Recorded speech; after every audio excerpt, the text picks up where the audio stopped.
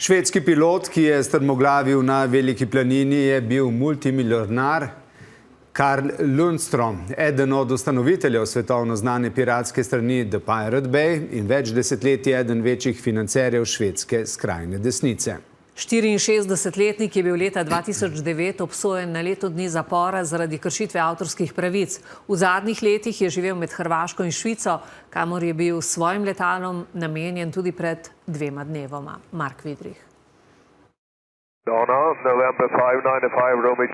In sledila je le tišina.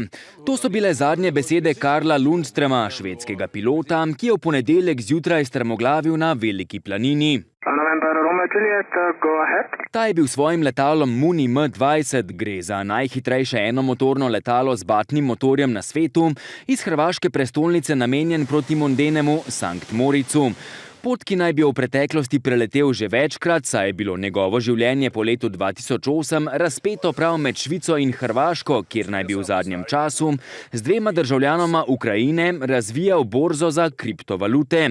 A njegovo ime je v švedski javnosti odmevalo že mnogo prej, kot je za švedsko televizijo leta 2007 priznal tiskovni predstavnik organizacije za boj proti avtorskim pravicam, je bil prav Lundström oziroma njegovo podjetje tisto, ki je omogočilo nastanek piratske strani The Pirate Bay. Och vem finansierar det?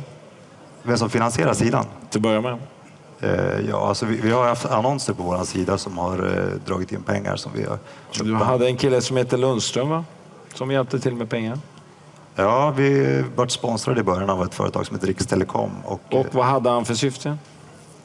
Jag vet inte, jag tror han gillade fildelning, så han gav oss servrar. Man gillar fildelning. Lundströma je okrožno sodišče v Štokholmu leta 2009 obsodilo na 1 leto zapora zaradi pomoči pri kršitvi avtorskih pravic.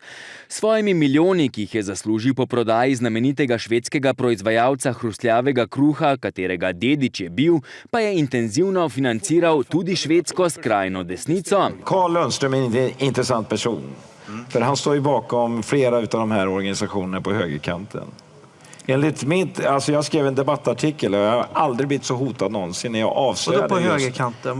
Ja, de partierna, Sverigedemokraterna. Ko danes pišejo švedski mediji, je bil Lundström že v 80-ih član organizacije, ki je veljala za rasistično in ki se je pozneje preimenovala v stranko Švedski demokrati.